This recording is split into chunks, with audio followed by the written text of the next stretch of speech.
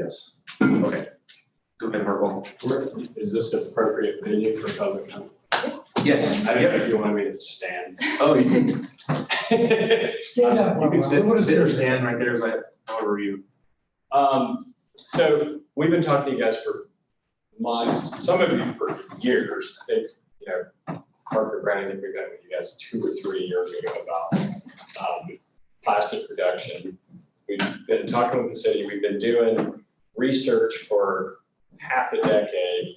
Mountain True, but SCLC and some of our other plastic-free WNC coalition members have been working on this for decades. The lawyers at Durham have been working on this for, I think, about a decade. I mean, at this point, we are, I'm safe to say within the group, we are very much experts on this subject matter. And what we have determined is that this is good public policy, and this has been passed in 500 local governments around the country. We've learned a lot about how to do this and does it work and what doesn't work and what we're proposing works, but we're also open to feedback. I mean, if there are concerns in the ordinance, we're certainly open to adjusting things, and we're not saying this is a hard and fast yes, but this is good public policy. We have learned that it works. It reduces trash, it reduces your carbon footprint, reduces the capacity of landfill. It is good policy, and we have learned that across the country. And if there's a place that it hasn't worked, I'd be interested to know and to know why, because we've talked to dozens of local governments, and it works. And Ann has read every single scientific article that exists about this subject matter, which is maybe not true, but it's close. And the other thing I'd like to say is, my understanding of this committee is you guys are here to make policy recommendations to the county commission. And so I think it's only fair that you guys take up this subject. There's huge interest in the community. I think Maggie said the City of Asheville survey was the most or second most taken survey with wide public support.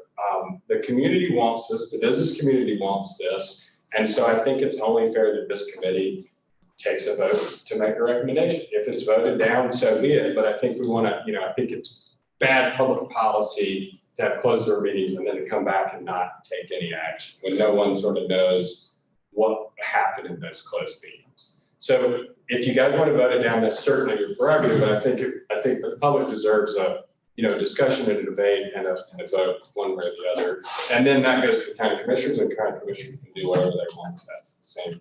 But I think in my mind, that's the way policy should work. And I certainly appreciate you guys' time. We've certainly taken up a lot of your time on this, and we've certainly spent a lot of time on this. So I do appreciate the thought that you guys have put into it, and I just feel like we should be ready to take that next step, or talk about why we're not and work through whatever those challenges may be.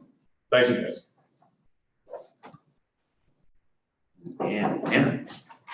So my name is Anna Alsabrook. I work at Mountain True, and with this crew, obviously.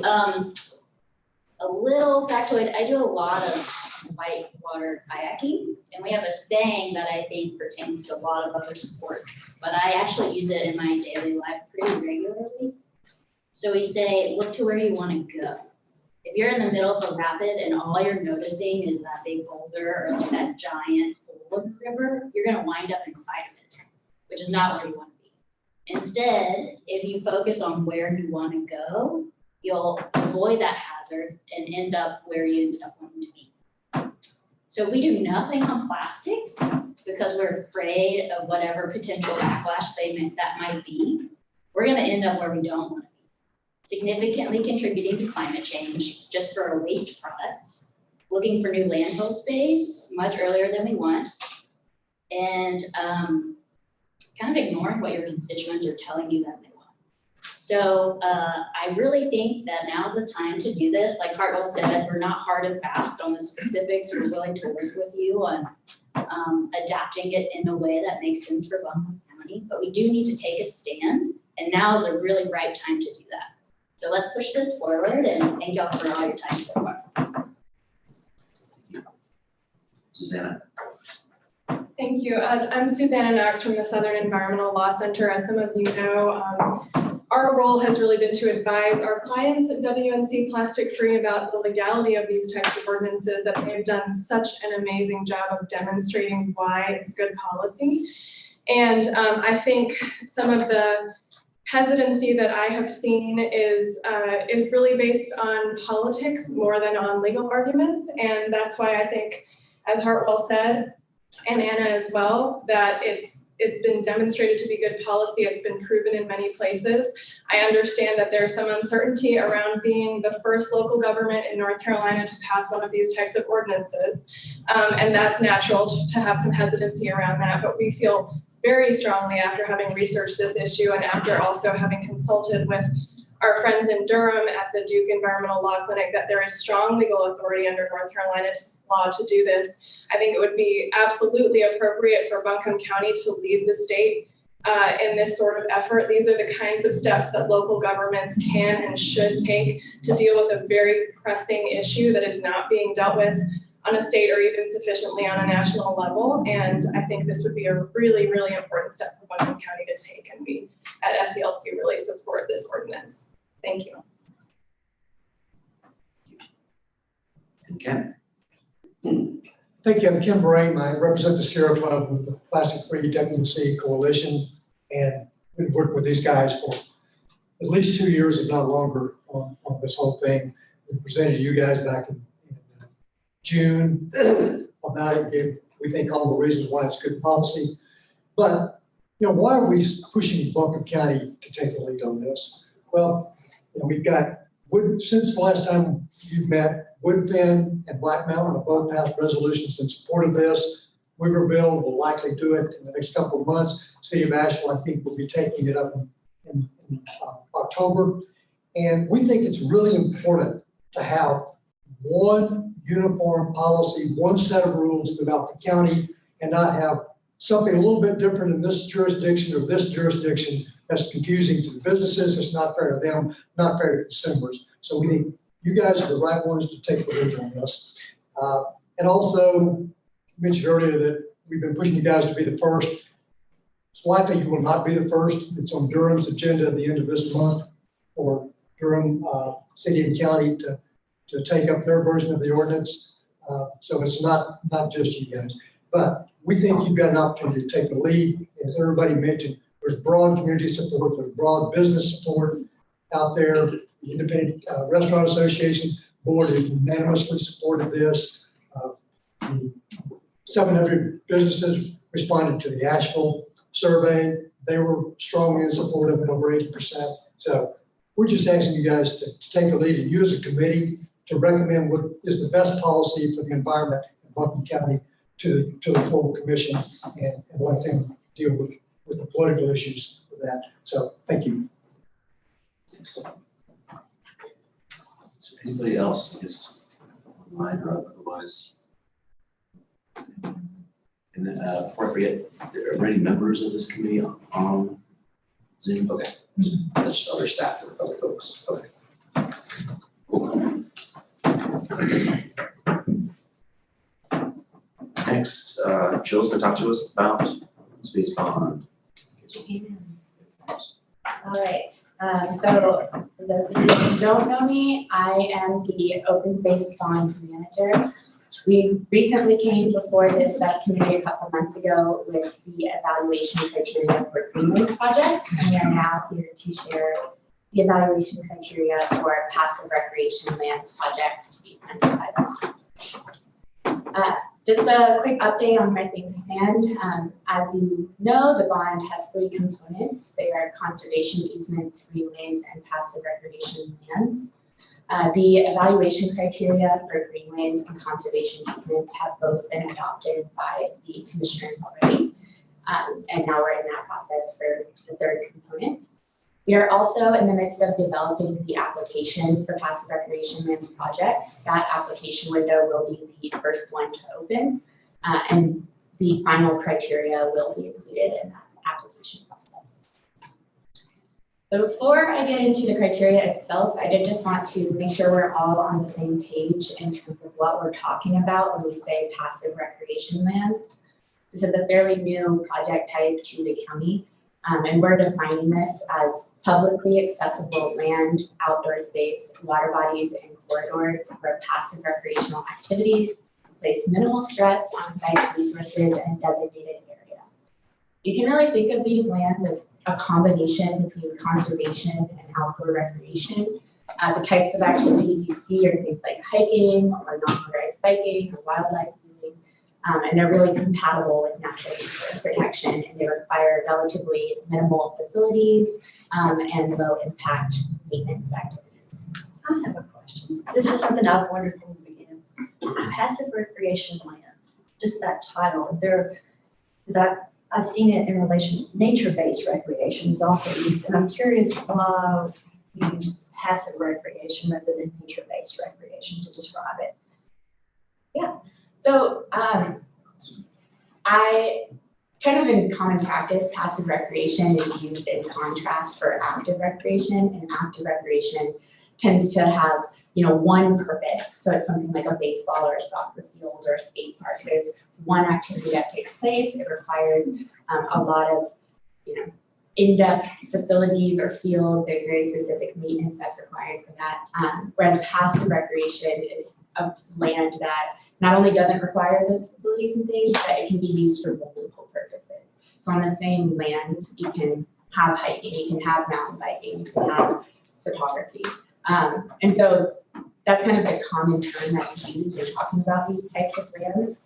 And we decided to go with passive recreation lands instead of just passive recreation because we've heard a lot of input from the community that they are interested in these bond funds being used to acquire land for future park development, as well as projects that include, improvements like trails and things. So that title was just more encompassing of what we heard from the community. Okay. Yeah, when I was looking at, because I was always curious about that, and I looked it up and I saw that nature-based was also used similar to this, and it seems to me to resonate with some of these more community passive, just as, I don't know, there's this connotation with it, and I think it's confusing with it. So I just thought I'd throw it out there while we were talking about it. No, I think that's totally fair, and I'll go through our kind of public engagement process that we followed, but a lot of that process included an education component and trying to talk to the community about what passive recreation is, what it isn't, what are some examples, and kind of the characteristics of good passive recreation projects. But I do think, that those alternative phrases also are really helpful as we continue to reach out and talk to people about these projects. So thank you. It could make you think though, like, I don't know, as someone who's like been a staff practitioner, and I understand like this is how the field discusses it, and this is what the professionals think, but I don't know if we're trying to like advertise and market this awesome progress we're making towards what the community's heart asked us for. Is there a limit to when technical definitions don't serve us and leaning into like marketing is better? Most people don't know what that word means.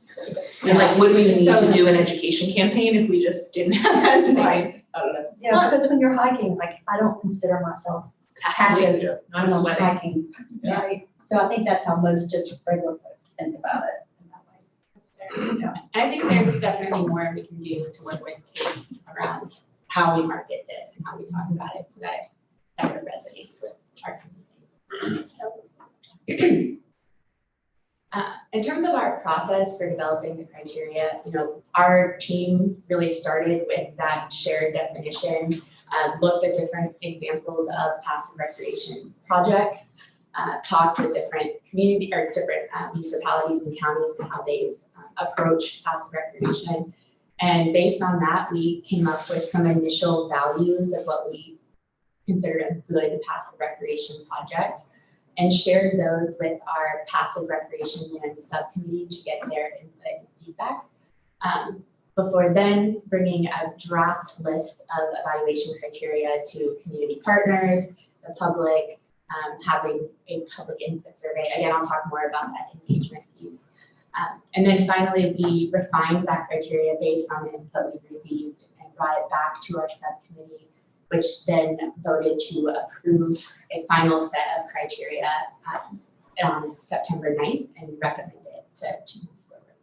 And now we're here to talk to you guys and hear what your thoughts are on those criteria. With the public engagement campaign, we really took our time with this, both because we wanted to educate the community on what this could look like, but also we wanted to make sure we were reaching out to different parts of our community that aren't always involved in these public input phases. And that included, a very large focus in the months of July and August on Spanish language outreach. We had Spanish focused materials. We went to the Emma community and engaged in a jobs fair there as well. And wanted to make sure we were incorporating as many perspectives as possible. In that public engagement process, we had some great media coverage with WLOS and Blue Ridge Public Radio that really drove the community towards these engagement opportunities, including a stakeholder meeting, a community meeting, and an informational event at Richmond Hill Park. And we also had an online survey that was open for a couple months, and we had about 400 respondents to that survey. So we actually got a good amount of input and different perspectives and ideas in terms of what should be included.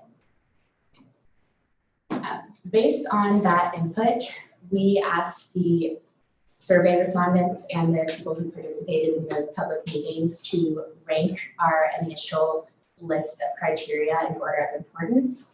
As you can see, we had 6 initial criteria, and from this public engagement process, the one that really came out on top in pretty much every conversation was conservation and environmental impact. That was followed by accessibility, feasibility, equity, cost and leveraging of funds, and alignment with county plans and needs. We also asked the community if there were other criteria that we had not included that they thought were important, and some of the recurring themes were safety, wildlife protection, cleanliness, and maintenance. We also heard some feedback from our subcommittee that they wanted to see a greater emphasis on feasibility of projects. They wanted to see projects that could get done in a timely manner and be open to the community. And they also wanted there to be some flexibility to support smaller projects that we're still good, but might not have all of the leverage funds that other large projects need. So based on that feedback and input, we developed a set of qualifying criteria and weighted criteria. The qualifying criteria are answered as a yes or no question, and projects must answer yes to all 3 of these questions in order to move forward for consideration. So they must have a schedule such that the bond funds can be allocated within the 7 years timeline of the bond. The project must be geographically located within Buncombe County, and the project must include a plan for the long-term maintenance and management of the lands. If a project answers yes to all 3 of those criteria, it will then be scored against the weighted criteria. These are scored on a scale, so projects that better meet one criterion will receive more points for that criterion. You can see here the full list of the criteria that we're proposing and their associated weights, but I'm going to try and quickly go through them one by one so we can talk about what items we would consider in those pieces. And these are just illustrative lists.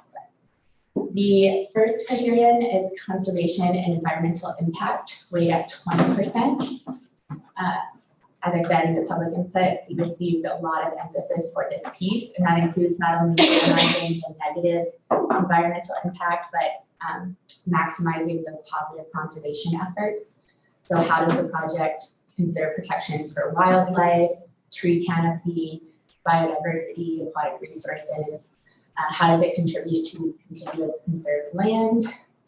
Also, how is it incorporating techniques for improvements in maintenance that have really minimized impact on the natural resources? We also have feasibility at 20%. We want to see projects that can be completed in a timely manner.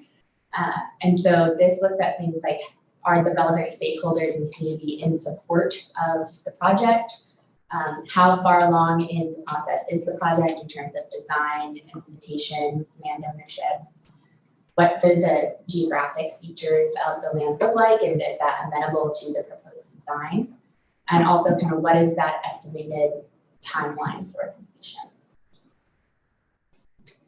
We then have accessibility at 15%. This not only talks about physical accessibility in terms of ADA compliance and also accessibility for seniors and others in our community, but also can anyone get to these lands? So are they walkable and bikeable? Are they close to different public transportation opportunities? Are they close to population hubs? Are they easy to get to? Do they connect to other trail systems? And is there parking available? We also have equity at 15%. We want to see projects come forward that serve traditionally disadvantaged communities. This can look like proximity to low-income senior housing. We want to see that these projects are engaging the communities themselves in project design and communication and considering what those communities want to see. And also we want to see that the projects are considering how they can mitigate against the potential negative impacts of the project, things like traffic or noise pollution and gentrification. Then we have maintenance and management at 10%. This, again, we want to make sure these projects are not only good to start with, but that they remain a positive resource for the community in the long term. So are there plans in place for invasive species and trash management? What are the staffing needs for these lands? What are the techniques that are used for maintaining the lands? And are there experienced land managers included in the process? We have cost and leverage funding also at 10%. We want to see projects that are efficiently allocating their costs and are trying to have contingencies in place for different cost requirements.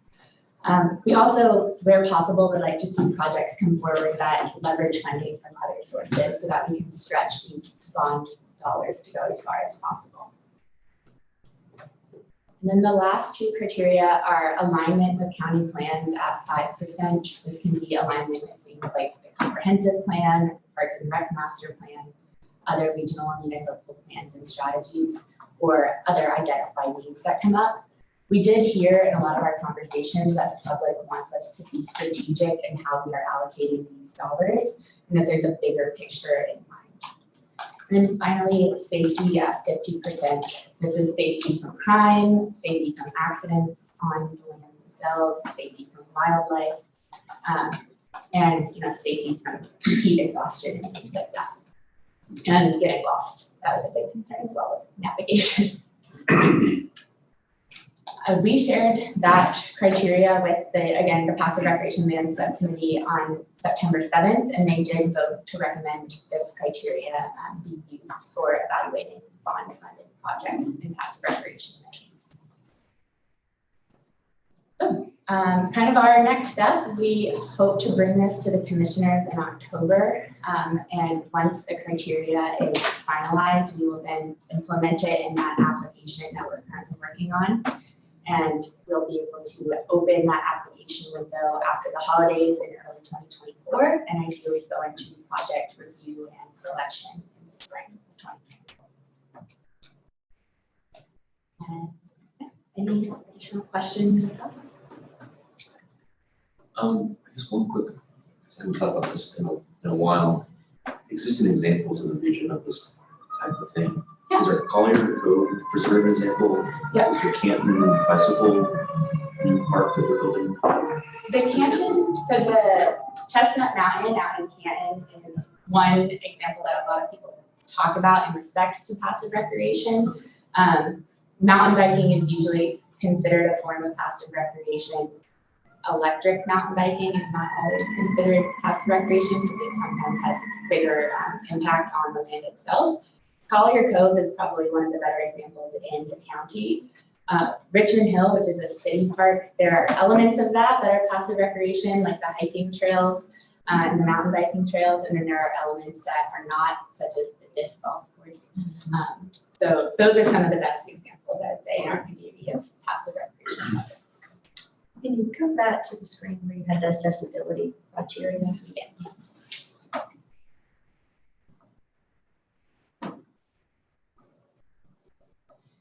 So one thing when I think about this is with some of that criteria, it would seem that then all the projects that are weighted closer to the city are gonna get priority. Whereas part of what we're looking at is trying to meet needs and have recreation across Buncombe County areas. So that would be one concern with the way that was done. 'Cause that's something I definitely heard from people all along this process is right. They're not wanting it just in one certain area, but that we make sure that it's touching people's lives across Buncombe County. And so that, with some of that criteria, it would make me wonder if you were just focusing within the city. So we considered that concern as part of the equity equation. And so I didn't specifically call this out, but the last item on the equity piece next to accessibility is located in areas that don't have access to these types of projects. But I do hear that, you know, the proximity to downtown or public transportation would probably give more accessibility weight to projects that are closer to the city.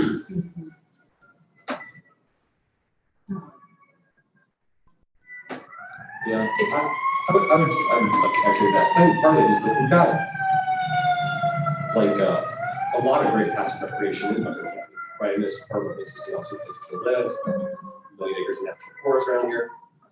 But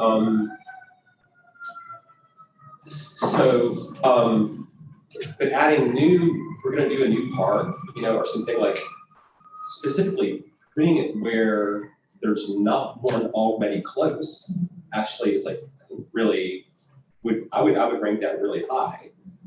Because for a lot of people, like in Buncombe County, you still have to get in your car, you have to kind of drive far away. So actually kind of like filling in the gaps in terms of when I think about accessibility is what would do the most, not just for any particular project, but for the network of public lands we have in Buncombe County. Like filling in the gaps is what really increases accessibility more than anything else, considering how much is already sort of already out there. You know, putting it where we don't have it all. It does seem like, I don't know, it feels like,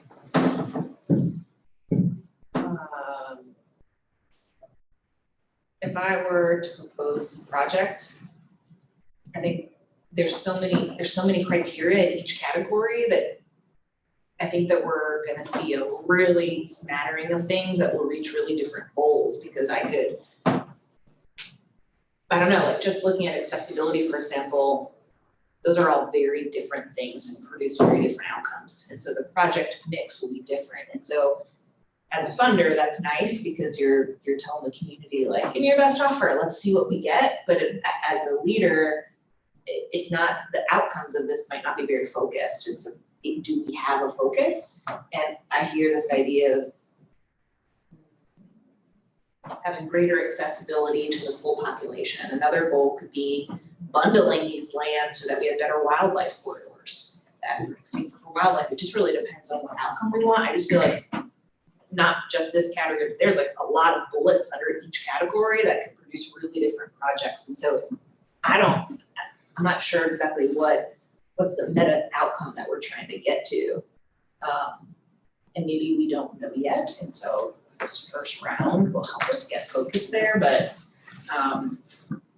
it almost seems like Too much on it. yeah, we want all those. We're like, well, then what are we gonna get? And if we don't know, that's okay, but that's just a feedback as I look at each of these categories. Like safety, for example, I don't really understand what we would get with that.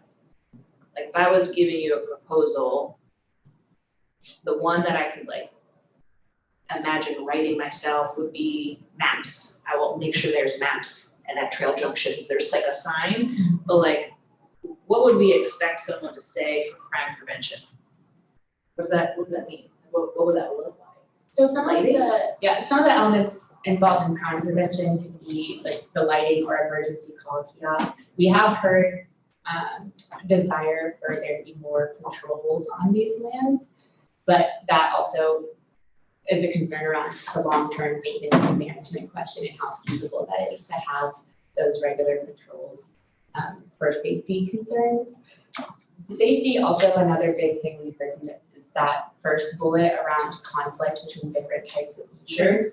A lot of the examples of passive recreation, we hear, there's accidents between mountain bikers and hikers, and horses, and all kinds of potential conflicts. And so wanting there to be more specific guidance of how these trails should be used and what trail etiquette is, and when certain purposes can use certain trails, those types of elements that can be included in the project design. For your concern around the mix, I do think having a guidance that there is that key goal for passive recreation lands the key goal is that we want it to be in areas of the county where it doesn't exist already. That is something that can help refine these criteria. I know our subcommittee, they liked having the flexibility to see a lot of different types of projects and pick which were the best ones based on the scores. But if there's a goal that leadership has in mind that we want to try and hone in on, I think we can definitely further refine the criteria. I think the key thing that I heard from folks as we were coming up with this idea was that the broad accessibility, and right, that it's in these various areas of the county where people do have more accessibility to it than folks who can just drive out, right, and go wherever. And so that across our county, people can get to visit, there's a proximity to it. So just having that kind of master plan focus when we're looking at these projects of making sure that we are to them kind of filling in these gaps so that, and some of that will be great if it's on the transportation right and walkable and bikeable. We certainly want that. If I'm not negative about that, that's a good thing. And I can think of some projects where hopefully that will work. But that concerned me if all the projects were being ranked in that way where we had them all just within a certain area. We kind of need to think on the more broad county scale with that.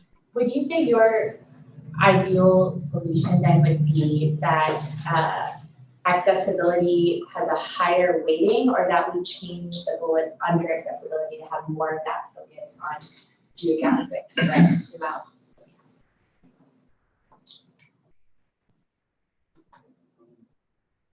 I would say just for me, it would be, and it's a question, not a position, but it would be like, it's like downtown is the only specific geography named in the document, right? So I guess the idea question, like, do we name that one place and not any other places specifically? And maybe there's an argument for that. I mean, maybe like there's been analysis done showing like this is a big gap, like there's nothing close, this is one area where there is a true gap. So I'm open to hearing kind of the argument for it, but it does seem a little absent that. I kind of like just why name like one particular point in Buchan County that no others. Well, just like if it's downtown areas, it could be like Montreat, it could be Weaverville. That was our intention, was Okay. could be All right. any of those kind of population hubs, Okay, downtown Montreat. not just downtown Asheville. Which gives them the accessibility, but there's such a tension here of like, we want people to use it, we want people to have access to it. But there's also big parts of the county that are rural, Where it's more likely to exist. where it's more likely to exist, it's more likely to potentially have like a higher quality of environmental capacity already, so that we're preserving stuff. I keep, with all this criteria, like, I'm still not sure what the meta goal is. I feel like each bucket has so many bullets under it. And maybe that's just me, and I haven't been in all the design conversation leading up to this, but I feel like it could be more focused fundamentally. Well, yeah, I wrapped my brain around this when we first talked about it. It's just like not been on mission that long. We've already had these 2, not 3 random senators come to us interested in preserving the land and providing public access. And this was just a way to have money to help remove that. Occurring. Trying to not make it more complicated than that might be my goal. And I think there's some goals out there from parks and recreation, I don't have right within 10, 15 minutes of people's time. I can't remember the specific ones, right? So kind of, and that would go then to that geographic spread of it as well, thinking about it in that kind of way. Because I know some of the folks, right, we know there's conserved land out in the far rural areas, right? But what I kept hearing from people was, okay, why not having land where we have access to be able to get out and walk, or these various activities that are around population, but not all populations are just in city centers or towns either. So just keeping that in mind, because otherwise I'm concerned that it feels like you're leaving out part of the population in Martin County, because there's what Swannanoa is not a municipality, Lester's not a municipality, Candler is not a municipality, right? But all those areas potentially, right, would want to have access as well. So there could be some good projects that are close to the municipality, but also there could be some good projects that are in these other areas that could really serve a large population as well. So could that look like through the proximity to downtown areas / population hubs? It almost sounds like you're talking more about population hubs where people are. Is that my? Yeah, That still could have a weight Yes, because yes. we realize more people than X, Y, or Z, so. So it almost sounds like it's not about proximity to people, it's about geographic distribution for like having a widely geographic network across the whole county. I don't know, I'm just trying to play with this. yes. So I would say probably, to your point, you could take out the downtown necessarily, because I think everybody has a very specific aspect of what they think of with downtown. Yeah. But I mean, population hubs don't have as big an issue with that necessarily, because you have growing populations all over the county. Kind of these areas between downtown and as you get farther out. I would agree with that. I mean, I'm not against the idea of like there ending up being some like urban parks Right. in this mix, and I think that would be cool, but. Yeah. But and I'm appreciative of clarification, it's not national downtown, but any of the downtowns. But still, it does kind of get the signal that this is kind of an urban parks initiative, as opposed to sort of which there might be some, but I definitely don't think this was viewed as like a focus on urban Right. parks. It was, this is not that much money, this initial round of funding, but we'll do more of this kind of stuff in the future, but that is, a lot of them may be more of these like suburban or just outside town limits type projects where you don't have to drive 45 minutes to go for a hike. Maybe you drive or bike or hop on the bus, whatever. And it's there's something within 5 or 10 minutes of a whole bunch of people in the county. And just to add on that, like, although I would love to see partnership in municipal lands, we have a whole parks department. Like there's already a lot of tax contributions to the betterment in those locations, but in the more rural areas, which I would benefit from also. I would enjoy that as a city resident. I would go and spend time there as well as neighbors there, so I get that. So I think then, in addition to kind of removing that language around downtown areas, we can probably add in some more language for accessibility around geographic accessibility and geographic distribution throughout the county to make sure that those projects are fairly representative. And I think that only that is under the equity part about located in areas that kind of don't have some of this stuff. Yeah. Should have called it out. I talked about it. Okay. I think it looks really good. Yeah, thank you. Thanks for all the work. Thank you. No, it takes a lot to pull all that together. But especially when we're starting something new. I know. And that's why we really spent a long time in that public engagement phase. It's so new, and we really wanted to hear what their priorities were. So it was very enlightening. Okay, we're good on that. We can move to the open space plan and greenway master plan, Also, the existing plan. yes. So, here to meet again. And I'm actually glad that a lot of that conversation we just had focused on talking about the geographic distribution of these lands, because I think that is just one reason why the staff is here today to talk about a proposal for an open space plan and a greenways and trails master plan to be added to the Parks and Recreation master planning scope. So I'm here today with Thomas Stoll from our Parks and Recreation department to talk about this proposal. Just to start, our idea is to use bond funds for this plan as opposed to general funds, and I'll go more into that in a moment. But I'm going to start just giving a little bit of context for why this is important and why now is a good time to do this. And then talk about kind of the process for how we would make these two plans happen. And then I'll hand it over to Thomas to talk more about the scope, cost, and timing that would be associated. So over the last year, we have really heard that there's a big push in our community for more open space. This is not only demonstrated in the fact that the people voted for the open space bond, but in our comprehensive planning process and the public engagement, we really heard that the people want to see more passive parks types of lands. They want to see more greenways, more conserved lands, more opportunities for this kind of outdoor recreation piece. And while the comprehensive plan really lays out those long-term big picture goals for what that can look like, we need to get a little more actionable. So I have below that the 4 goals of the comprehensive plan that open space really aligns with. These are growth, equity, and conservation, transportation and connectivity, farms, forests, environmental conservation, and health and recreation.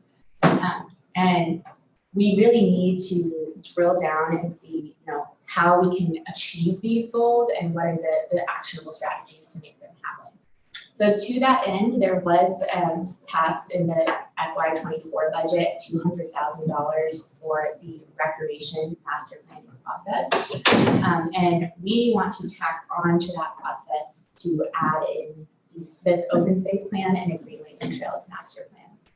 Originally, the staff planned to come for the FY25 budget to request $100,000 in general funds for an update to the greenways and trails master plan. That master plan is from 2012, right? Yeah, so it's over 10 years old, and obviously a lot has changed. And we've been hearing from the community, from different stakeholders, and from staff that we really need to update that plan as soon as possible so that we can have more guidance for how to implement greenways. And instead of doing that with general funds in FY25, we want to use bond funds to add a scope for a greenways and trails master plan and an open space plan to the recreation master planning process. The result of this would be a combined package of plans that all fall under that kind of parks and recreation umbrella. It'll show us how all of these open space, greenways, and parks assets are interconnected, and really give us clarity not only on the fact that the people want more of these types of assets, but what types of assets they want and where they want to see them. So we just had a great conversation around the location of these assets and understanding where are there passive parks in our community, where aren't there, how can we contribute to that geographic spread. And an open space plan and greenways and trails master plan will help us get that inventory of assets so that we can then identify priority areas. Additionally, these two plans will give us a clearer strategy for achieving those goals of the comprehensive plan in terms of a maintenance plan, a staffing plan, funding plans. It'll also allow us to identify goals that we can measure towards conservation, towards outdoor recreation, towards connectivity, and give us a system for tracking those goals. And then finally, another great benefit of having these two plans is that the state and federal funders want to see them. We have heard feedback that these plans can help us secure additional grant funding. Specifically, part of the grants award additional points if these plans exist. And so having them in place will help us leverage these bond funds that exist and other county funding with state and federal funding as well. So as I said, our goal is to add these two plans to this existing contract scope for the Parks and Recreation Master Plan. We currently have a contract with a firm called Kim Horn to carry out that master planning process. And we have had some initial conversations around whether we could add an open space plan and a greenways and trails master plan to that process. They have said yes. Our procurement team has also given us the green light that that's an okay way to do this. And the legal team has also confirmed that we can use bond funds to do so. And incorporating those two plans into the master planning process for Parks and Recreation will not only kind of streamline our public engagement. We've heard a lot of feedback that survey fatigue is a thing, and we want to avoid that. And so doing these as separate processes would not be as ideal, but including them in one process allows us to be more consistent in branding and marketing and communications.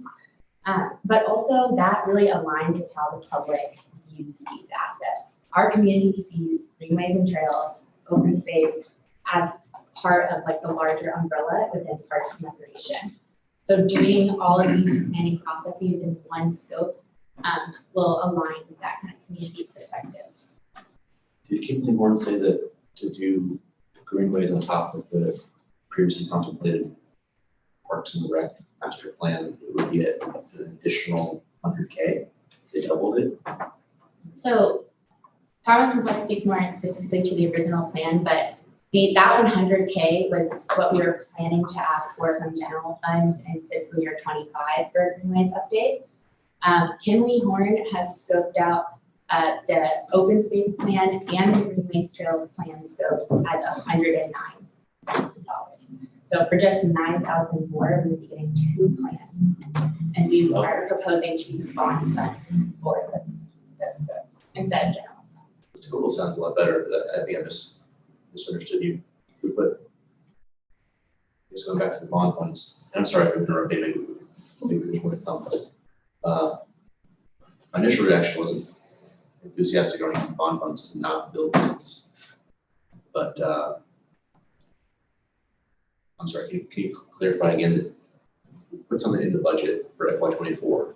So that 200,000 in FY24 is the Parks and Recreation Master Plan. Okay. That's for that scope. We're already under contract for that. Yeah. I think we're under contract for like 199,997. Okay.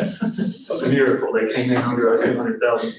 But so we're already under contract, and then we just kind of move through the presentation. I think I'll answer your question. Okay. Go ahead. Yeah, go ahead. So I'll hand it over. Yeah. So as Jill said, kind of as we, the open space bond team was moving through the kind of public engagement process for the open space bond criteria. There's kind of this realization that we really needed, as y'all were all hinting in the discussion, the presentation before this, that, we really need to have kind of those big picture goals and what the county really wants to establish with some of these passive, not only passive recreation lands, but some of the other bond fund pots as well. And while the open space bond team was moving through that process, Parks and Rec, as mentioned, had in FY24 to do a system-wide Parks and Recreation Master Plan. Buncombe County's never had one of those, which blew my mind whenever I heard that. So pretty excited to get that money. We were able to get Kimberly Horn under contract in June of this year, and then we kicked off the process with an internal Parks and Rec staff meeting in July of this year. And then once we had that kind of internal kickoff meeting, and then hearing from the open space bond team about needing this more specific direction, we started kind of initial discussions with Kimberly Horn after hearing from both legal and procurement if it was possible, which it was. We started having discussions with them and proposed the scope to them that was kind of directly aligned with the system-wide Parks and Recreation Master Plan scope, but then added those other components as well. So added the open space plan and adds the Greenways and Trails Master Plan update. So essentially, like you can see kind of how we have it laid out here. This is the existing scope, but it's two large phases with tasks and subtasks. We don't have to get like too delve too much into any of these. It's like with any master planning process, they're kind of the steps you go through, kind of a inventory and analysis up front, and then you do your long range vision and strategic planning after you get all of your kind of data input.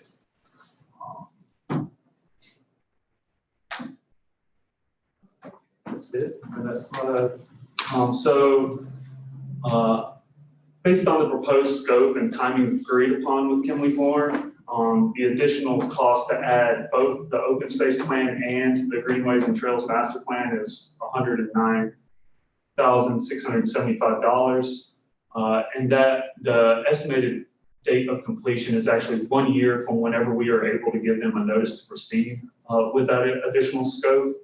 And I would like to note here that if we were able to give them that notice to proceed in October, and they wrap that up in October of 2024, that would be about 1.5 years ahead of schedule than if the Greenways and Trails Master Plan was to be funded in FY25. So some of what we're going to get with those additional costs is we're having to do an additional kickoff meeting because we want to include staff from our Ag and Land Resource Department, as well as staff from the Planning Department in that initial kind of kickoff meeting. We're going to get 4 additional stakeholder interviews, 4 additional focus groups, an additional community meeting, an additional pop-up event, and a Greenways, Trails, and Open Space specific public engagement website. There are some other items included in that number, but those are the bulk of the costs, or the bulk of the items associated with the additional costs. The public engagement piece is really kind of like what you're paying for kind of when you're doing these processes, because the staff hours associated, both internal and external hours associated with those are pretty great. Having said all that, a lot of the planning efforts are actually going to be combined. So we were able to combine some of the Greenways, Trails, and Open Space planning efforts. So some of that public engagement will actually be combined. But we do need to engage a broader group of stakeholders. So that's where the extra kind of interviews and focus groups come from. And we did ask our consultants to kind of estimate what the cost would be if we did these plans individually on their own. And essentially they came up with a price and then said that by combining these plans, we would be saving the county about $45,000, and we asked them to itemize that. That came out to about $25,000 in savings from being able to prepare a final report kind of in combination, combined presentations to the Parks and Rec Advisory Board, combined presentations to the Board of Commissioners, and a combined open house event in which kind of the plans will be unveiled for additional public feedback.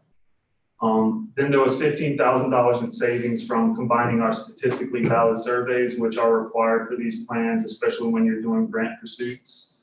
And then there was $5,000 in savings by reducing project administration costs. There are also some other cost savings that combining these plans will provide that are not directly from our consultant. For instance, combining these processes will reduce the number of staff hours required to complete these plans. These are work hours for Parks and Recreation staff for sure, for things like assisting in the public engagement process and project administration. But as you all know, these planning efforts are really large and use resources beyond just one department. So we would also save staff hours for other departments like CAVE, legal, procurement, and the finance department.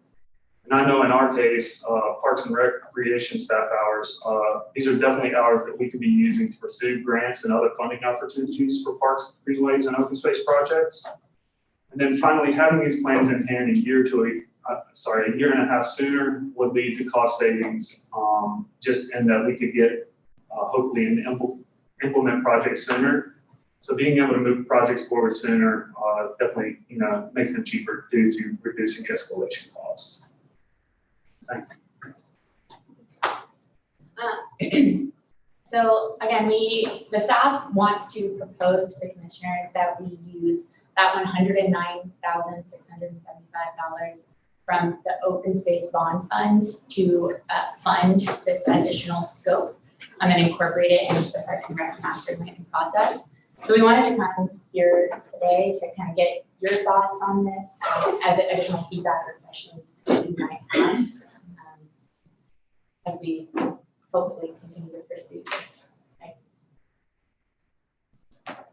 One question, can you remind us of the bond funding for conservation purposes? How much is for the passive recreation projects So and like trails? We don't really have a set number. There's, We kind of divided it in our brains like 10, 10, and 10 is what we said as a. but there's no formal policy on that. That's just been kind of more like a, you know, discussion idea of like 10,000 for 10 conservation 10 easements. million. 10 million for conservation easements, 10 million for trails, and 10 million for sort of Yeah. passive nature recreation. Yes, Okay, so- and that's what we communicated with the community too. And Yeah. we've so far avoided putting like a hard number on those just because we want to have some flexibility in case, you know, there's $11 million of great greenway projects Yeah. that comes forward.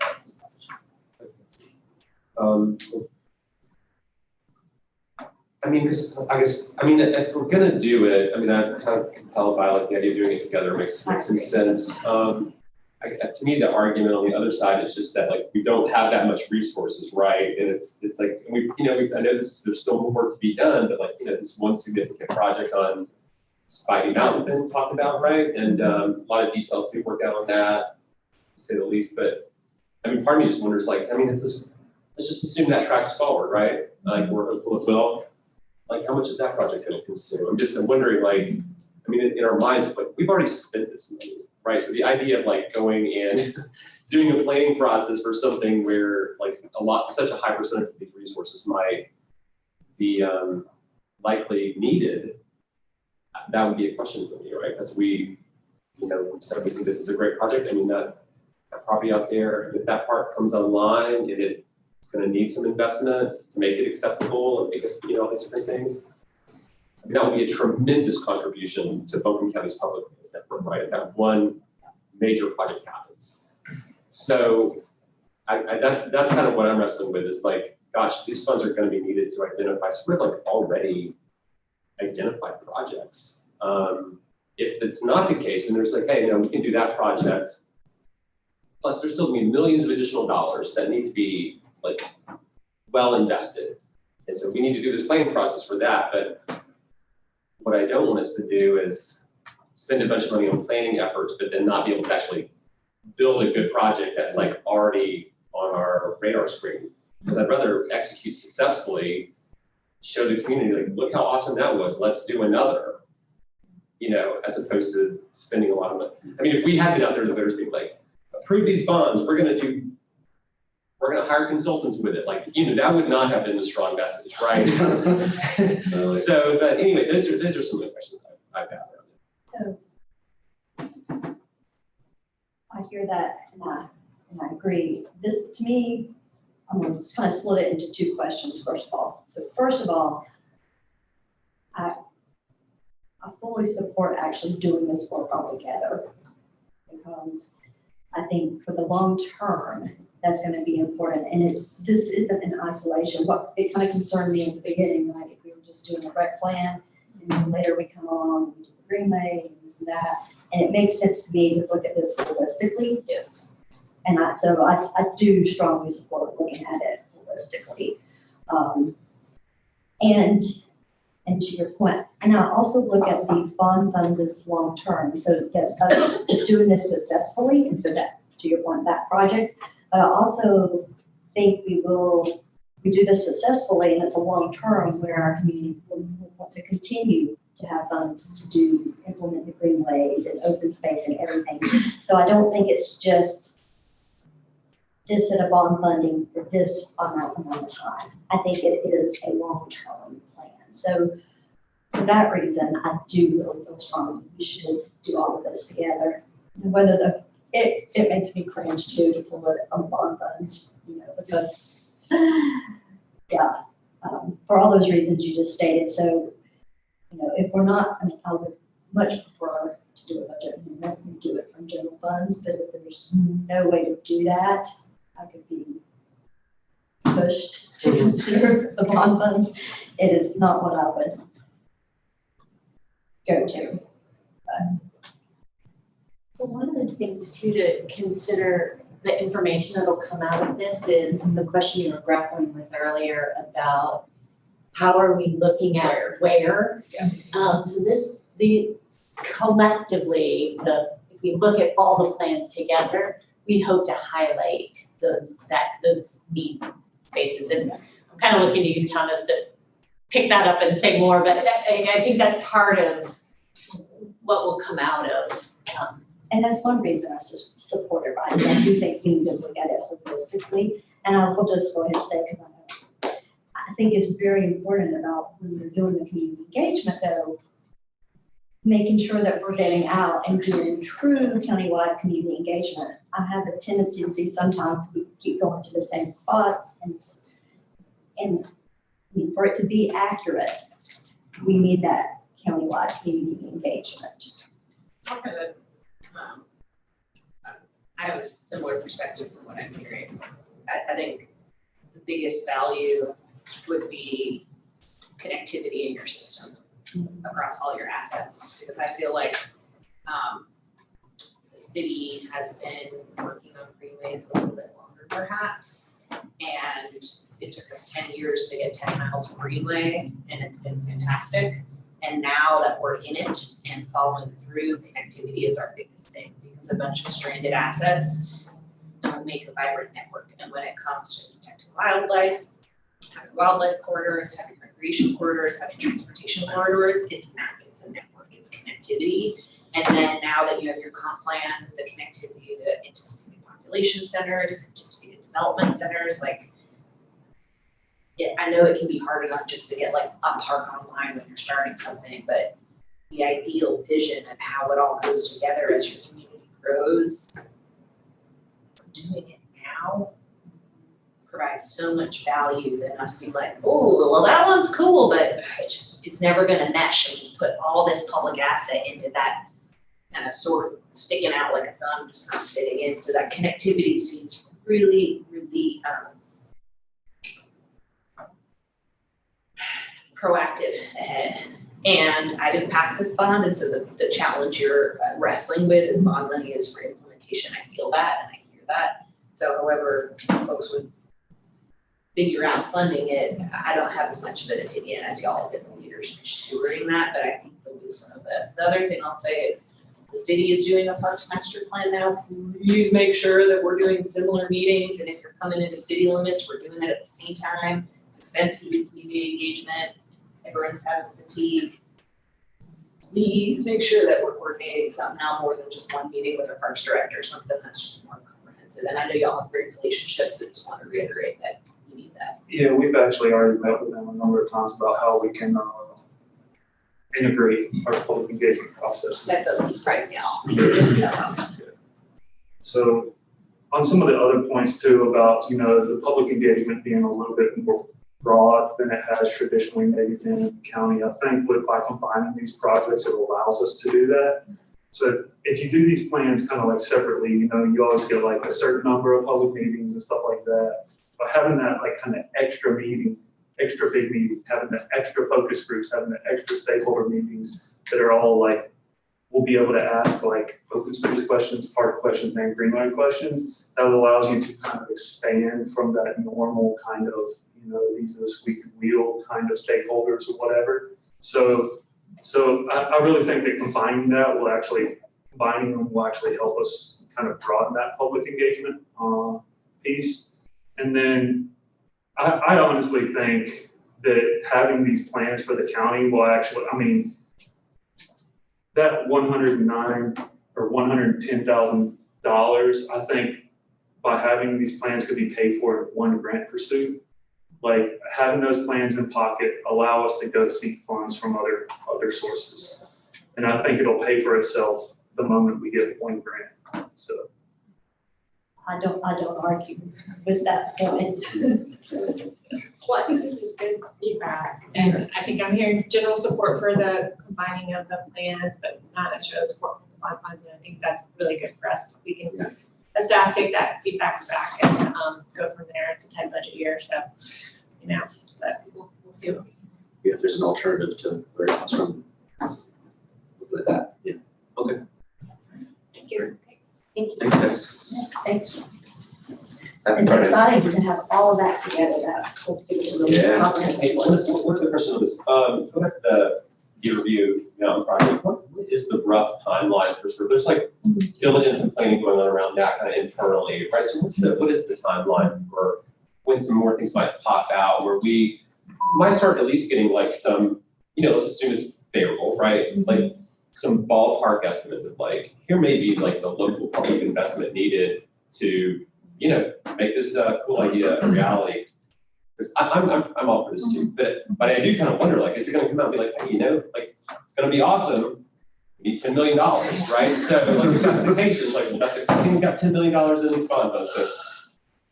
Like, I'd rather do, just hypothetically, if you had to choose, I'd rather do one amazing, kind of like game-changing project, Oh, people are very excited. than not doing anything. So, or not having the funds to do that. Like, I think about other places where this cool idea, maybe land was bought, and then nothing ever happened, So implementation is like, gotta execute, right?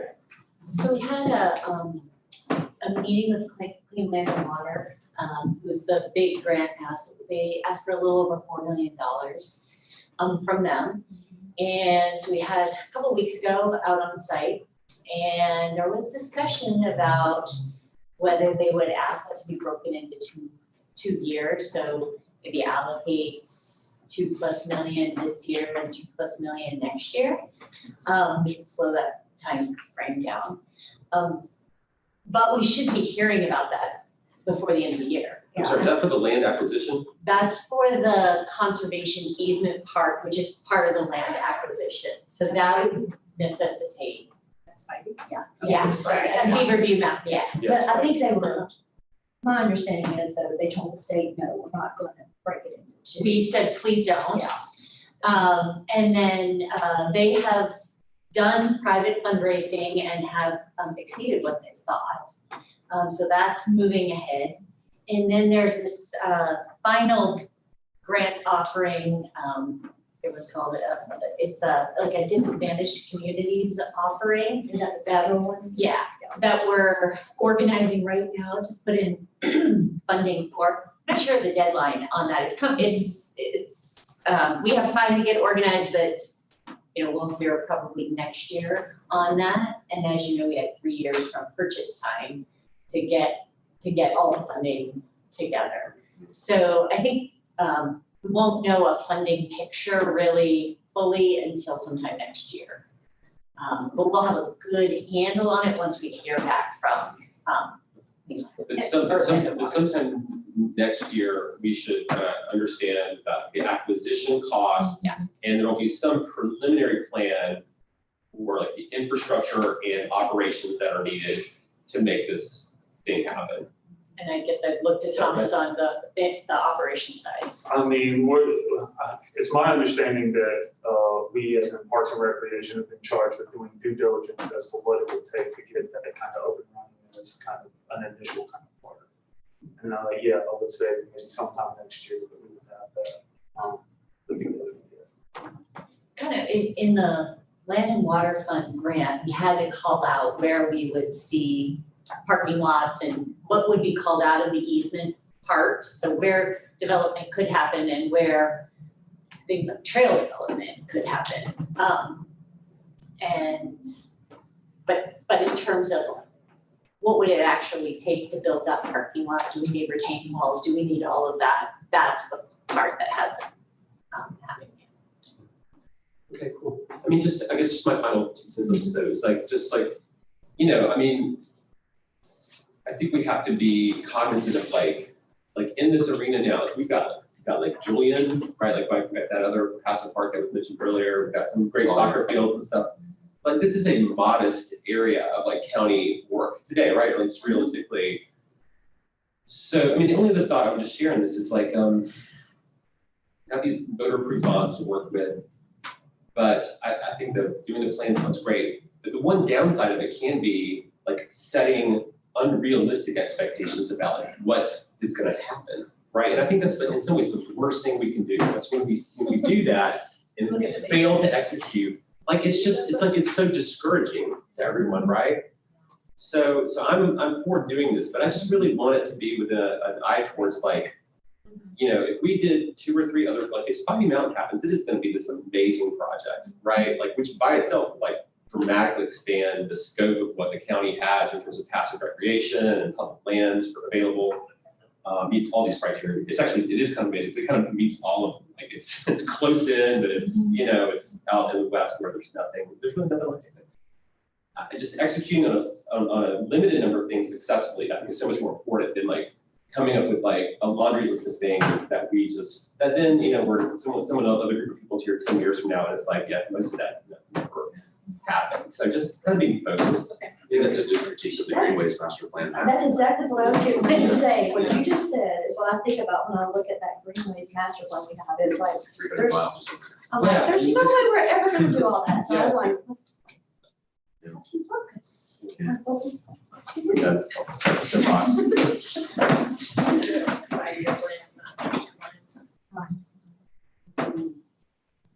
Okay,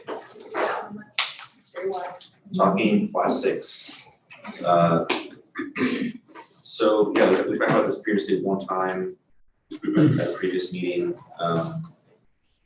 You know, since then, there's been a lot of advocacy around it, and the town of Woodfin and town of Black Mountain passed resolutions. I'm not even sure what the word is, resolution, a hope for a future policy. And just wanted to get this back on our agenda to discuss, kind of check in and see where folks' heads are at, talk about it a little bit more. And then also, you know, I guess beyond that, we want to have a discussion around, like a whiteboard discussion around like alternatives to a ban in the neighborhood of limiting plastic use or just other things we could do. Because there's a lot of legal questions and polycentric political questions related to this issue too that we're discussing. But that's my way of kicking off the discussion. We talked about this 2 months ago. I think so. Yeah. Yeah. I think talk about it. It's an easy thing to be for. In terms of limiting their use and existence. I just want to talk further about how Buncombe County engages in that. I'll jump in. I think there's very substantive issues here, right? It's a very legitimate set of public policy questions around plastics, like, plastic bags don't have a great reputation, right? And there's some good reasons for that. But, and I appreciate the folks who reached out and engaged on this, but I mean, for myself, as I've looked at the issue, part of my takeaway is that while there are very substantive environmental concerns, solid waste concerns around plastics, and frankly, just a lot of aesthetic concerns around it, it's just, it's a litter problem, right? It is a complex set of issues, right? It is a complex set of issues. I mean, so when I first kind of got, people reached out, I thought, oh, this is kind of a no-brainer, right? That's plastic bags. But when you actually start delving into the potential public policy issues at hand, I was honestly surprised, that the trade-offs on the public policy issues, that there was much more substantive debate around what the right thing to do is than I expected. I expected it to be kind of obvious. Like, of course, banning plastic bags is a good idea. I mean, having spent a fair amount of time looking at it, I think it's a good question, but I don't think the outcome of that question is an easy answer. Even just setting aside the legal issues and the political issues, which I think we do have to talk about, as part of this, right? Because that's part of these are political and legal processes that consent. Even if it was just us, if it was just us, like our community, deciding what we get to choose what to do here. even then, I don't think it's like the correct answer from an environmental and like a community consumer standpoint, right? Because we're basically kind of talking about telling people how to go shop. That's sort of what the issue is here. I don't think what the right thing to do is necessarily, it's up for legitimate debate. And part of it, I mean, this is the right place for us to talk about this some. I mean, we have an environmental committee. But part of it too is, maybe in some ways that are different from some of the other issues that we've talked about in the past. I mean, to me, like, how much of a priority the county commission as a whole, sees this issue as, I think is relevant, because I think it is an issue where it could end up consuming an enormous amount of our local government's time and attention over the next, actually, I mean, potentially years, right? It could play out over a period of years. And we're wrestling with a lot of big issues. So just purely on the energy and environmental issue, right? Like, we're doing the largest distributed renewable energy projects anywhere in North Carolina right now. And it's actually incredible how much we've accomplished with a very small, very lean team. And yeah, but we keep saying, like, this is just the beginning of that, right? We're just kind of learning how to do it. We've done less than 5% of what needs to be done in that space over the next 10 years. Like, we're kind of saying, like, hey, like, we take the climate crisis seriously. Like, transitioning from fossil fuels to renewables is got to be our #1 priority. Is what we wake up every day doing, and it's going to take tens of millions of dollars, right?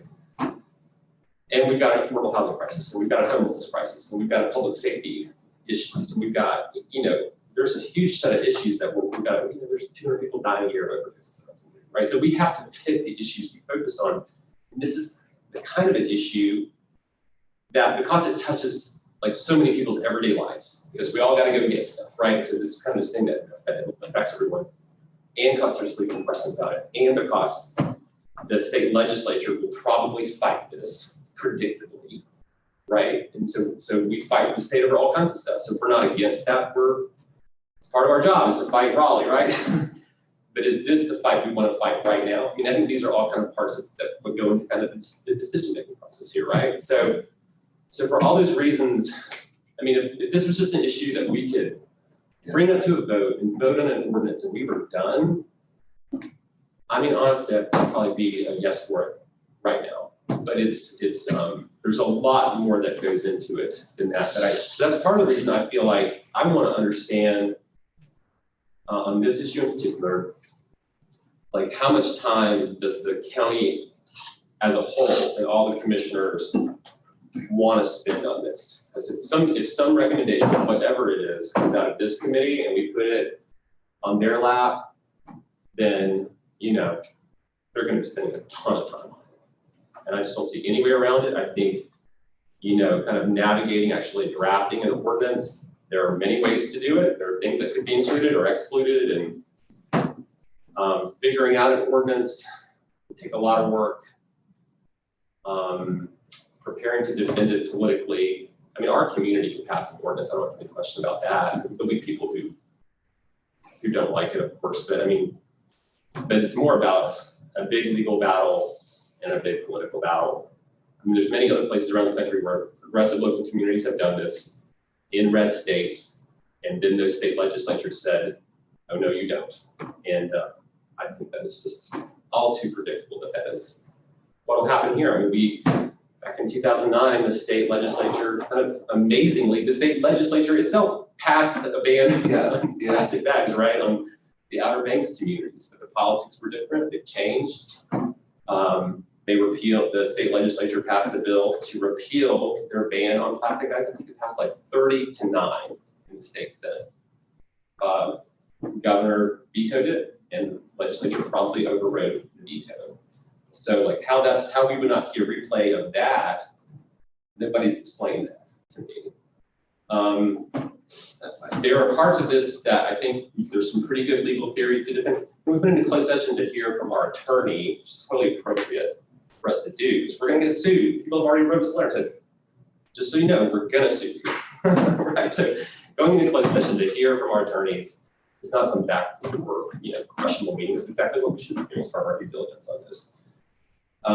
There are parts of this that I think there's some pretty good legal theories for how you could, there's obviously no explicit approval from the General Assembly telling local governments, hey, if you'd like to do this, go for it. But there's some good legal arguments for how you could support some of these policies. And then on other parts of it, I think it's, I don't want to go into legal issues like in detail in these meetings, why you have closed session, but other parts of it I think are more questionable, right? So anyway, that's just, I'm just you guys asked for us to have a meeting, so I'm just kind of sharing my thoughts about it. Because I've spent a fair amount of time on it in the last many months looking at this. The other things just to say from the policy standpoint, from my perspective, that's what I did. When I started off, I thought saying a yes to a ban on plastic bags would be clearly the right policy decision to make. But if at the end of the day, we are most likely looking at the ideas that have been put forward are, ban plastic bags and then create a fee that people have to pay on using any bag that's not a reusable bag, right? So to encourage people to go towards reusable bags, right? So there's a lot of logic to that. I think that if we did do something, and Maggie, feel free to chime in, but part of what I've heard from the cities actually looking at this, probably the most likely scenario is that an ordinance would be just a ban on plastic bags. I think the idea of doing a fee to discourage people from using non-reusable bags, I think sounds like there's real questions about that. About whether you can do it, and so if this is comes down more to like basically a ban on plastic bags, which basically means you're going to be driving people towards using more paper bags. If people want to use reusable bags, they can already do that. But I'm not seeing that there's much. I'm seeing that it would be very hard for us to adopt an ordinance that tells businesses you must impose fees on people if they use some kind of non-reusable bag. I'm just all the different issues involved in here. To me, that seems like the biggest one where we've been doing local government stuff the whole time. I've never heard anybody kind of articulate a theory for how county or city governments can start imposing mandatory fees at the retail level, really for any purpose. I've just never, this issue, it could be any issue. I just have not heard anybody articulate how that's something we can do. I'm always happy to learn more, but that's kind of where I'd say my state of the understanding is that issue. So really it's about, do we ban plastic bags? And the theory there is, hey, we got a landfill and we don't ever want to build another one. It's finite. And this stuff in these plastic bags, in addition to being, an eyesore on our roadsides and in our rivers, that landfill's got finite space and this stuff doesn't break down, right? So we just can't have it. For that reason, we're going to ban it, right? You want a paper bag, you can use a paper bag. But we hope you'll use a reusable bag, but use a paper bag. And I think there's an argument there for how, from a solid waste management standpoint, we could justify banning this non-decomposable material, right? But if it's just the trade-off of that there's no incentive for going to reusable in that kind of policy framework. So really, we're gonna ban plastic. We're gonna the environmentally minded among us, which hopefully will continue to grow as kind of this issue gets attention and we promote reusable bags. Hopefully that grows, but that's just a voluntary thing where we're basically going to drive people using more paper and as an alternative to the plastic that's most commonly used. And when I look at the policy issues, I think that the environmental trade-offs of driving people towards using more heavy paper bags instead of this thin, lightweight plastic is actually it's like the environmentally correct decision on that is not at all clear. The carbon footprint of using paper bags against these thin plastic bags is much worse. The water use and water pollution is much worse. Where the paper bags do better is, of course, they decompose. So they're not going to be around if they get left outside or blow out of your trash or whatever. They will decompose, like in the rain, right? But those are kind of the trade-offs. Are we willing to live with a much bigger kind of energy? And this isn't an abstraction, like the one, I mean, there's a lot of litter out there, but like, the only river that's really been killed by this issue is like the Pigeon River, right? Like one of Western Oregon's major watersheds was basically destroyed by paper production, right? So, I think those are the environmental trade-offs of like this policy debate, if we did that, and I'm open to it. I mean, the one other thing I'll say too is that I mean, it seems like all the research around this issue is like the thing that makes the biggest difference is like how many times people reuse whichever bag they use, how many times they reuse it. And a very high percentage of these plastic bags people get in the stores, they do reuse, right? Because they use it to get their groceries home, and then they reuse it as basically a trash bag in their house, right? Or you have dogs and stuff, you go pick up your dog's food, so you don't have to buy more plastic bags for it. So a high percentage of them are reused a lot in places where they have banned plastic bags. Like you see this dramatic increase in people buying small plastic trash bags, right, as like a replacement for them, which are very similar, except they're heavier materials, so they're actually environmentally much worse than this thin material you get when you go to the grocery store. So I don't know, I'm just sharing like some of the complexities I see around this. And one other thing, like when I started off, was like, well, this like what's happening to the oceans, right? Like that is totally unacceptable, right? Like we've got to stop that, right? And we do. But I mean, the research I've seen around this is that like the amount of the plastic in our oceans, like less than like 4% of it originates from North America. Like it's over 80% of it is from like Asian countries and other poor nations where they basically don't have solid waste collection and management systems like we do here, right? There's very poor countries where, you know, it's like there's all this pollution, all this litter, and it gets in rivers, and so it's not like if we adopt this policy here, we're moving the needle very much on that, you know, huge kind of global like ecological issue based on what I've learned, and I'm sure I'll get educated further on all this from some of the good folks in this room. I'm just sharing part of what I read. I mean, you know, I've heard some folks say like, oh, the people who are against this, it's all like oil and gas people, right? They're going to tell you like, you know, and there's tons of propaganda out there, 100% agree. But there's a lot of like very independent, objective, you know, thoughtful analysis around this from academic sources, and, you know, even like environmental and energy think tanks that are in this for the right reasons that will talk about how these are fairly complex environmental trade-offs. So, all right, I'll touch that. What do y'all got? You covered everything. Ronnie covered every piece of that. I had not thought about that there may be a sensitive debate around the material environmental impact between various choices we have. So that's something to think about more. You did bring up really the only existing thing up in my head for months now is the fact that the legislature did undo the previous coastal 2009 plastic bag ban. That is, you know, the legislature is not really interested in what the law says, and I'm not really interested in their opinion. I think part of my job is to fight them, but it did take action to undo that. That tells me that they feel similarly to the actions we took too. So that's the biggest thing up in my head at the moment. How we approach that, if that makes sense. Yeah, I mean, part of this is kind of a timing issue. Like, if like everybody in this room would agree, we want to do this. I think it's a question of, do you want a local government in North Carolina to adopt a bill like that while there is a Republican supermajority in place, right? Because there will be a bill introduced, won't be a local bill that says Buncombe County can do it. It'll be a bill that says no county can do it. God knows what else it was. It will be introduced right away.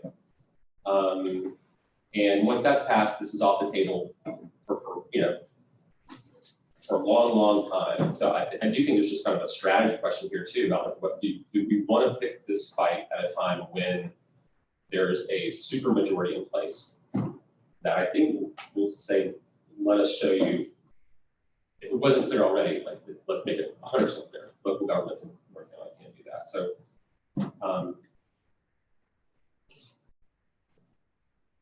where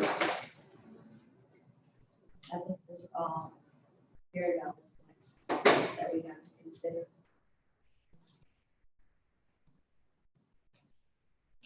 And I do just wonder from the, like with all of that, and is there, because we know a lot of folks have already moved as when it got to adopting, right?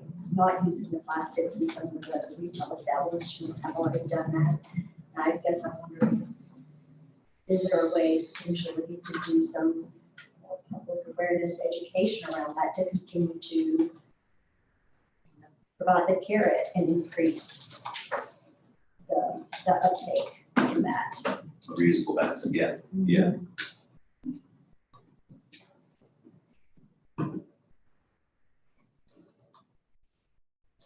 Thank you, where's Asheville? Where are you at? Oh, I know, we're only. We haven't had a conversation in several months, and so we're anticipating that this month or next month, and so I'm really eager to hear the update from staff. I've talked with our city attorney, and he shared an internal memo that legal department wrote, just kind of basically saying that they feel confident that if we pursue, they have a case, and they feel they have a sense of clarity and are, defending it. And so I feel our legal staff is saying they feel confident. I think legal and political are different. And I think that we as a body of electeds of the city need to have that conversation, which we haven't yet. We can start in our environment committee. I feel like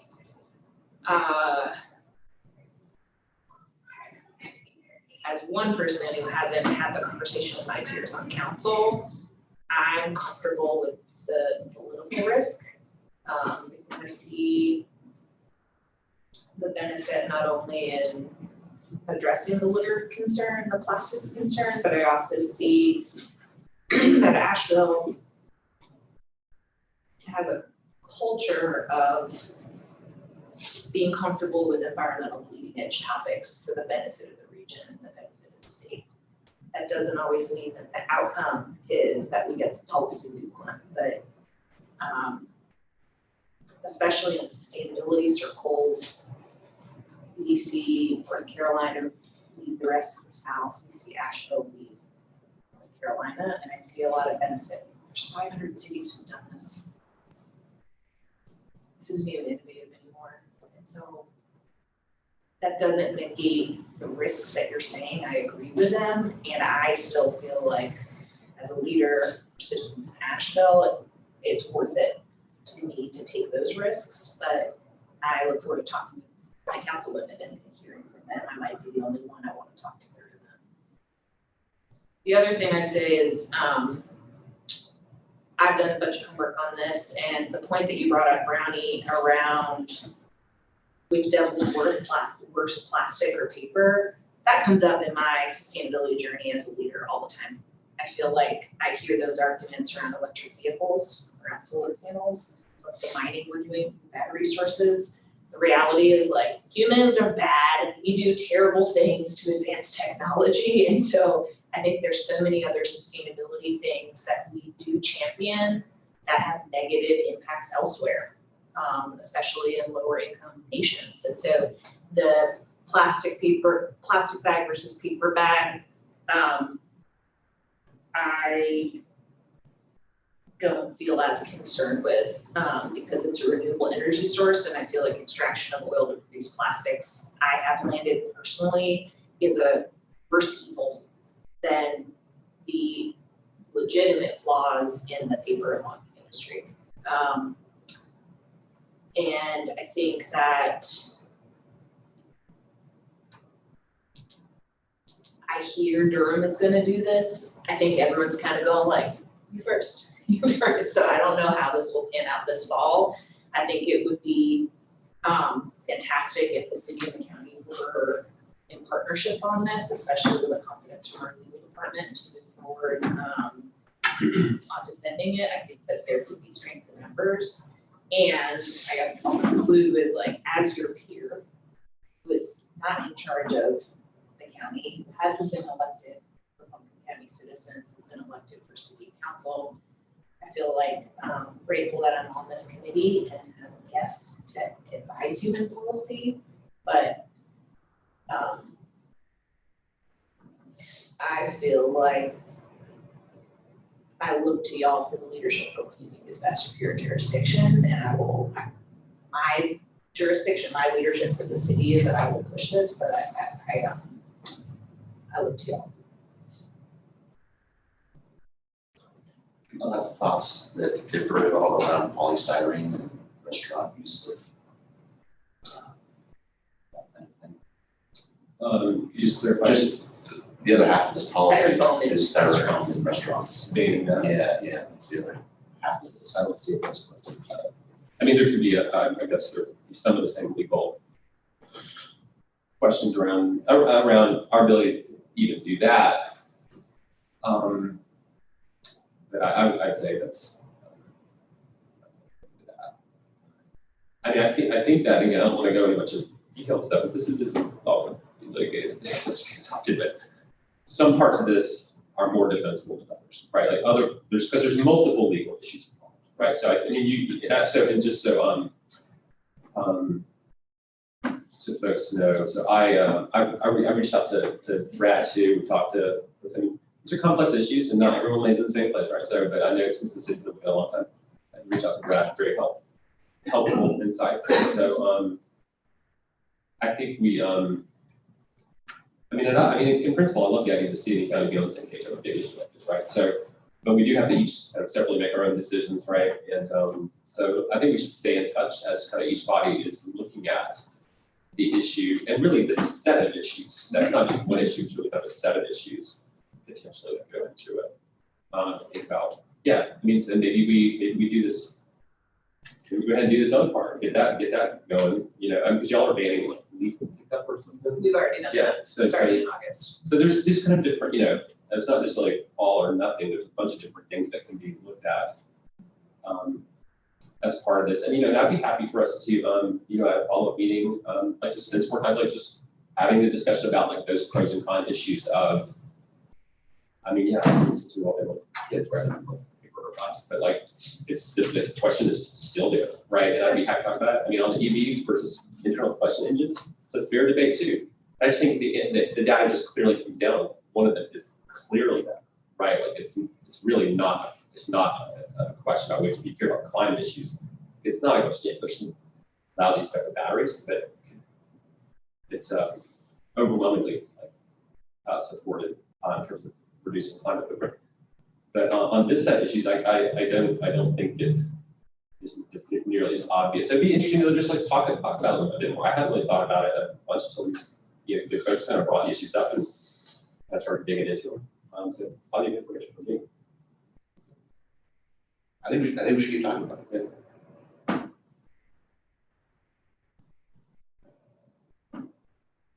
And so in part of it too, I mean, so I know like, you know, there's a meeting with several other commissioners like next week. And so partly I'm just kind of curious to hear how that goes and like getting feedback from the commission as a whole, like how much time, you know, this has been a great conversation. We spent 30 minutes talking about it, like, you know, how much of their time do they spend on it? So again, if it gets kicked at that level, then what we're doing right here is kind of what the county will be doing, right? A lot for a long time. So like, is that how they want to spend their time? And if there's a majority of the commission saying, yeah, we do, then, I mean, that would definitely be valuable for me to, it would influence how I think about like us, should we send a recommendation for it? Like, yeah. Let's take it up, so. Okay. Speaking of burning dinosaurs, Nate's gonna talk to us about resiliency. How much time do we have left in bills? About 15 minutes. Okay, I'm gonna roll through this pretty quick, okay? And just recall, this was on your list of original items that you wanted to talk about at one point. So now we're at that point, we've got through the comp plan, this is part of the results of the comp plan. Oh, this is one of our committee's big. Yeah, Yes. when we first started. Yeah. So this is like a starter and appetizer. Yeah. Talk about it. Yeah, this is to help you all.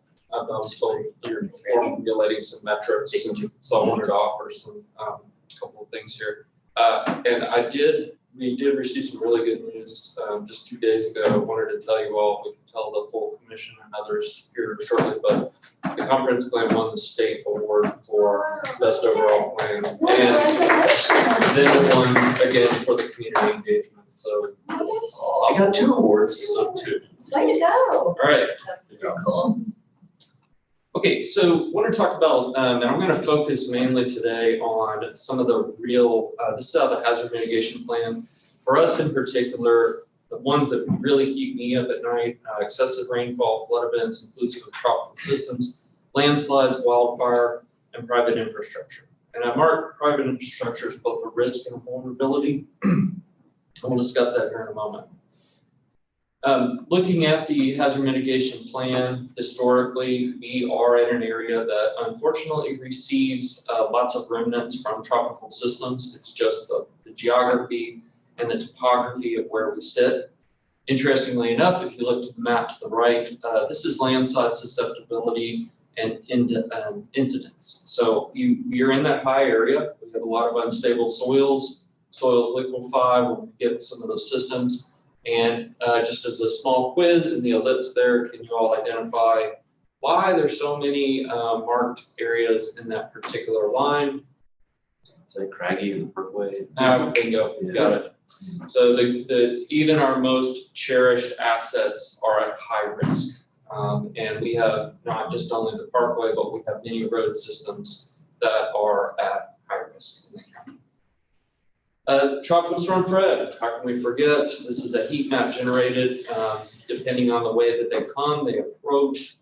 Candler took it on the nose, as well as Lester, but also Broad River, Barnesville, and they're all different. And that's the main thing as a floodplain manager when I have people, Sybil, yeah, sorry, I'm Jennifer. pushing my own.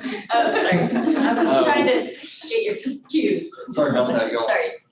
So anyway, this is just to really demonstrate to folks as a floodplain manager, they say, hey, we didn't flood in that last event. No 2 floods were created equally, okay? If you want to look at the next slide here, it's important to point out the exceptional amount of property and building value in the county. We all know it's not cheap to live here, and this just really highlights $2,438,832 $2,438,832,200. This is the approximate improved value of buildings. That is not even inclusive of private infrastructure. So there is quite a bit of vulnerability. If y'all remember, that bridge right there was the only way, this was out in Candler, for an entire subdivision to get to their properties. That was an exceptional amount of damage in that area. Also, this is kind of amazing on the next slide, Jennifer. Yeah, I'm trying to. It's not coming. Okay. Right.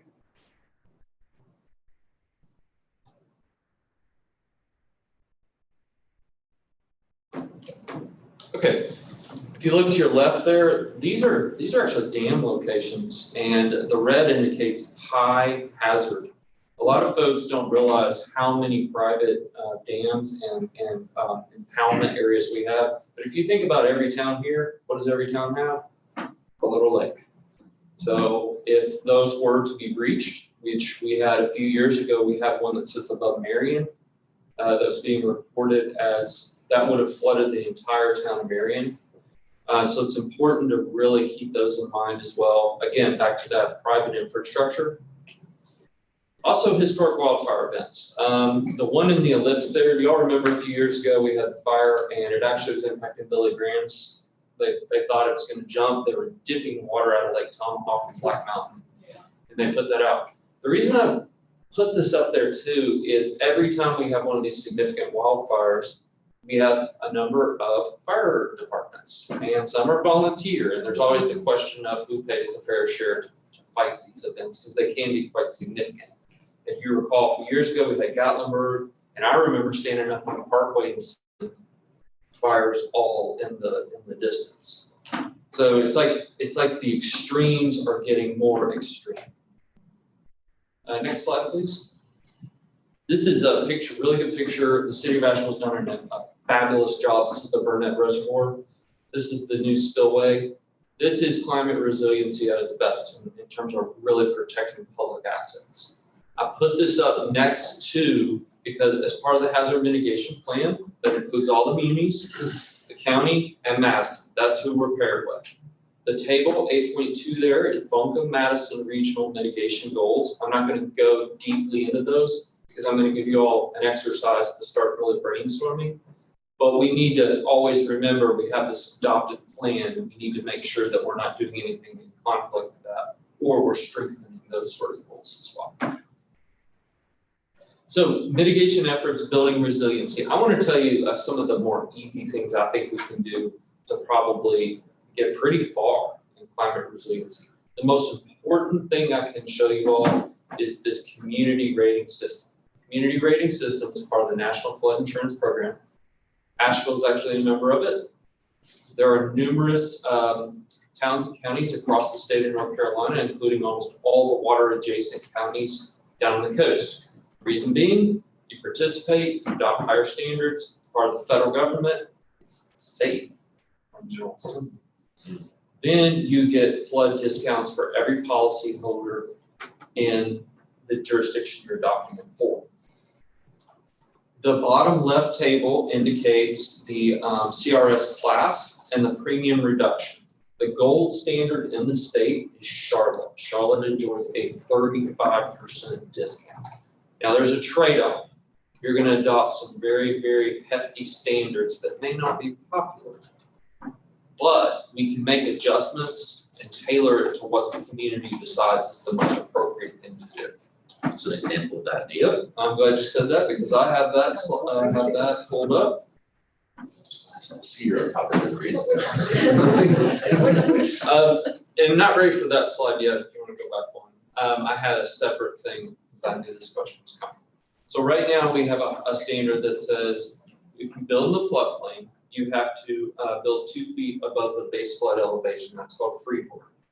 One higher standard is you adopt a higher freeboard, maybe 3 feet, maybe 4 feet. Flood buyouts. We have a lot of particular properties, as you know, at Fred. There's a few in Barnardsville, there's Candler that are substantially damaged. Fill in the fringe.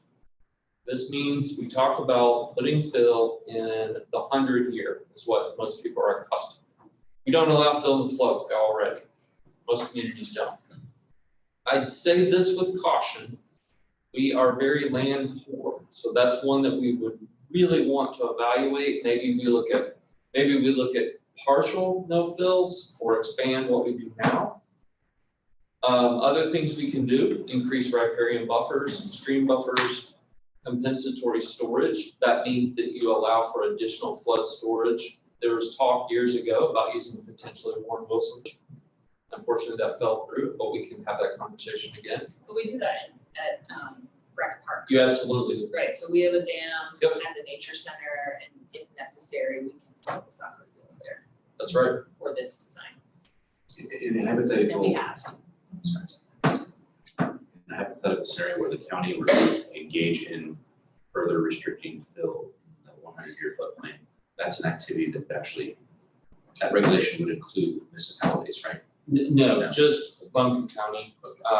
And the reason being It's a is land use regulation, not a flood regulation. it's both, but every municipality is its own separate member of the National Flood Insurance Program. Now, we administer for a couple of municipalities, and we could say, would you like this higher standard? But that means they would have to adopt through their councils or commissions. We want to join the CRS program.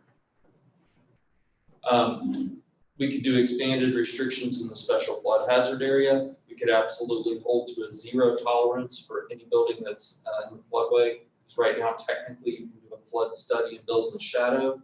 We could end that practice. There are numerous things we could do. I think we could get to a 10%, 20% reduction without doing really significant hurtful things. And part of what you're showing us in this appetizer is like, here are a bunch of policy areas we could explore. Okay, so these are concept areas, a lot more homework that we would talk about. Oh, I'm curious about this. Okay. Yep, so let's see. Other things we can do. Let me go back to my particular slide. Someone,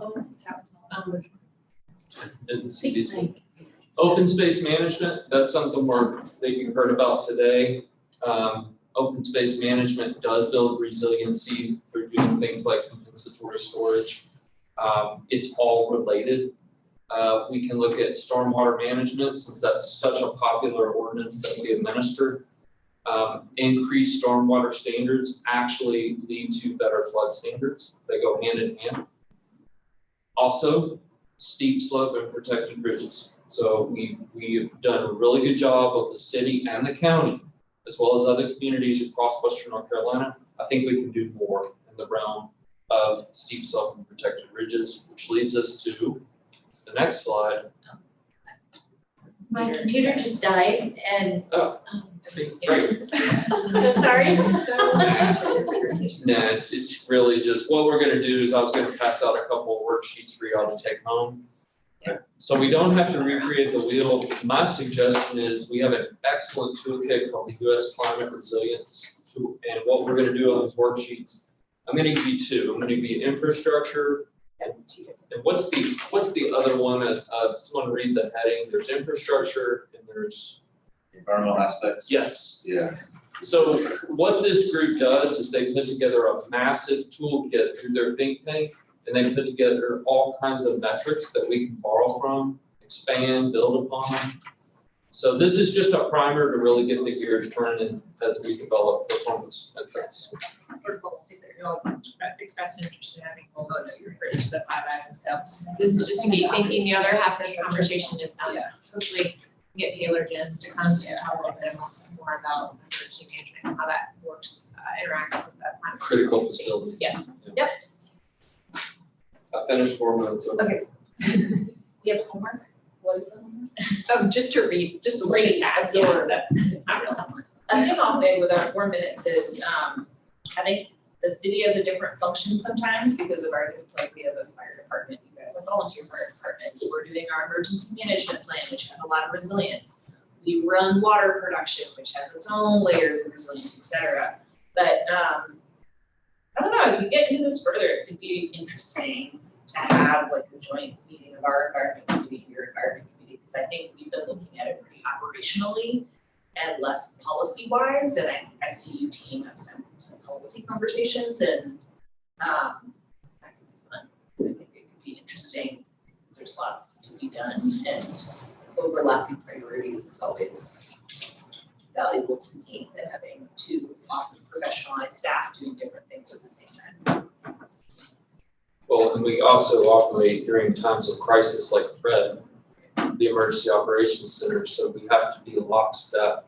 There's already so much good work. I think the difference is like, I see us having looked very operationally, and I long for us at the city to look in a policy conversation, and it sounds like y'all are doing that, so we could very much benefit by being influenced by the approach you're taking. So I don't know if that's something to talk about with our staff.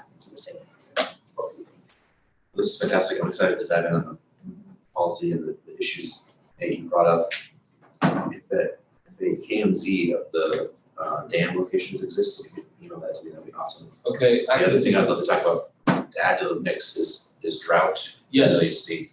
I didn't include that today because I could talk all day about stuff. That's what I love to do. But the CRS, just so you all know, we put that in the comp plan. Okay. We'll have to talk later more about that because it's a lot of work, but we anticipate probably bringing that back and then next, not this next budget year, so FY26. So, cool. I think we're out of time, but civil. Last, real quick, yeah, we have 3 reappointments or seats that will be vacant, Maggie, Meg, and Nina. And so at the next meeting, Or are vacant. or are vacant. Their term already. is expired, your term is expired, but it's okay, our policy is that, we try to get them either reappointed, or if there's not interest in reappointment, then we would post the seat. So we just need to take a vote at the next meeting about how we're going to do that. Alina, didn't we reappointed her, because I remember making that motion back earlier this year, because Yeah, I think we had one, it was you, I think you had a shorter, you had a truncated term so that we could stagger. That's correct. So she has been recommended for reappointment? No, you all would need to do that as a group to recommend. But when we did that with Lena, we did, and then voted on that, right? I think it was to vote to have someone be in the truncated. Just term that. seat. Okay. That's what it was, if I recall. Okay, That's yeah. what- So, okay. So, those three seats. all right, just real quick, then, I mean, my suggestion would be, we chat with each of those members to confirm they want to continue serving. And if they do, that we would issue a recommendation for reappointment. I mean, the commission gets to decide, sometimes committees make recommendations, so we would not be out of line doing that, we wouldn't do that. So,